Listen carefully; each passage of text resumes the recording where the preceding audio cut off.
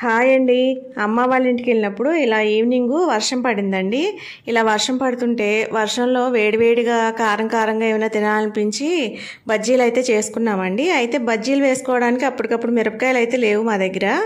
అయితే చెల్లి వాళ్ళు ఉన్నారని చెప్పి వాళ్ళకి ఏదో ఒక రోటి పచ్చడి అది కావాలని చెప్పి అమ్మ ఒక అరకిలో పచ్చిమిరపకాయలు అయితే తెప్పించింది. మేము ఆ పచ్చిమిరపకాయల్లోనే కొంచెం లావు ఎలా తీసి బజ్జీలు అయితే వేసేసుకున్నామండి. అయితే కరెంట్ పోయిందండి, వర్షం వచ్చిందని చెప్పి మిక్సీలో వేయడానికి కుదరలేదు, కరెంట్ కూడా లేదు. అయితే టార్చ్ లైట్లు వేసుకొని ఇలాగా రోట్లో అయితే నూరిందండి అమ్మ. దీన్ని సనికేలు అంటారండి. ఇదైతే ఇంకా కొన్ని చోట్ల అయితే లేవు, ఇప్పటికీ అమ్మ దగ్గర అయితే ఉంది.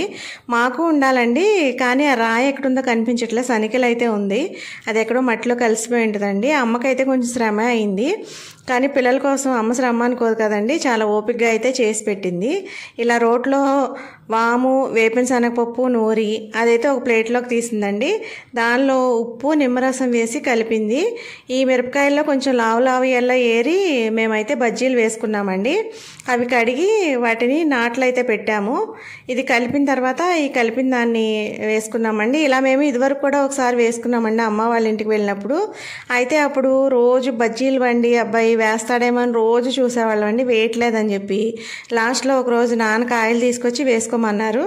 ఆ రోజు బజ్జీలు బండి అబ్బాయి పెట్టాడంట మేము వేసుకున్న తర్వాత నాన్న వచ్చి చెప్పారు. అయితే మేము వేసుకునేవి కూడా టేస్ట్గా ఉన్నాయండి.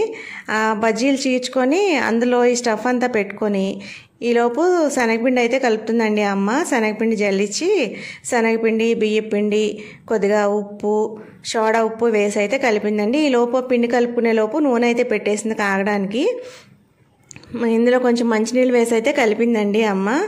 అయితే కలిపేటప్పుడు ఉండలు లేకుండా నీట్గా కలుపు, నేనైతే నీట్గా కలుపుతా అన్నాను మా అమ్మని. ఏమనుకుంటున్నావు, ఇది బూందీ పిండి కలిపిన చెయ్యి అని అనింది. నాకైతే భలే నవ్వు వచ్చింది. ఇలా పిండి కలిపి అమ్మ ఒక్కొక్కటి బజ్జీలుగా వేసింది. మా పెళ్ళైన కొత్తలో అమ్మ చాలా రకాల బజ్జీలు వేసేదండి. వామాకు బజ్జీ, బంగాళదుంప, ఇంకా ఉల్లిపాయ, ఇలా పచ్చిమిరపకాయ, చాలా రకాలు అయితే వేసేదండి. ఇప్పుడైతే ఎప్పుడన్నా మేము వెళ్ళినప్పుడే వేస్తుంది. మా ఉట్టప్పుడైతే నాన్నకి పడవండి బజ్జీలు అలాంటివి, వాళ్ళు ఏం పెద్దగా వేసుకోరు. ఎప్పుడన్నా మేము వెళ్తేనే వేస్తుందండి.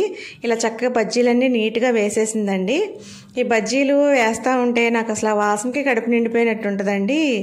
అసలు చాలా ఇష్టం అండి నాకు బజ్జీలు అంటే. మీకు ఇదివరకే చెప్పాను, మీకు తెలిసే ఉంటుంది. ఈ బజ్జీలు వేగిన తర్వాత ఇంకా పిండి మిగిలితే మేము దాంతో పకోడీలు కూడా వేసుకున్నామండి. ఇదిగో చూడండి, పక్కన పకోడీలు కూడా వేస్తుంది అమ్మ. కానీ బజ్జీలు చూసిన వెంటనే బజ్జీలు చూసినప్పుడు పకోడీలు తింటే అంత ఏం అనిపించదండి. విట్టుగా పకోడీలు అయితే బాగుంటాయి. కానీ దీనిలోకి మేము నిమ్మకాయ కారం అయితే కలుపుకున్నామండి. నిమ్మరసం ఒక గిన్నెలోకి తీసుకొని దానిలో పచ్చడి కారం ఉంటుంది కదండి, గొడ్డు కారం, అది వేసుకొని దానిలో కొద్దిగా సాల్ట్ కూడా వేసి కలిపి దీన్ని పులుపు కారం అది అడ్జస్ట్ చేయడానికి కొంచెం నీళ్ళు వేసి అయితే కలుపుకున్నామండి. ఇది మా చెల్లాళ్ళ స్టైల్ అండి, గుంటూరులో ఇట్లా చేసుకుంటారు. వాళ్ళని చూసి మేము కూడా అప్పుడప్పుడు చేసుకుంటున్నామండి. ఇలా బజ్జీలని ఇలా నాటుపెట్టి దీనిలో ఉల్లిపాయ ముక్కలు కట్ చేసుకుని అయితే ఉల్లిపాయ ముక్కలు పెట్టి పైన కారం ఉంటుంది కదండి, ఆ కారం అయితే వేసుకున్నాము. అయితే బజ్జీలన్నీ ఇలా స్టఫ్ చేసిన తర్వాత అన్నీ చూపిద్దాం అనుకున్నాం, కానీ ఎక్కడ ఆగుతుందండి, మనకి తినకుండా ఉండలేం కదా. ఇలా మా మావయ్య గారు అబ్బాయి వచ్చాడు. అందరం అయితే బజ్జీలు ఇలా స్టఫ్ చేసిన వాటిలో కారం పెట్టుకొని ఒక పట్టు అయితే పట్టామండి.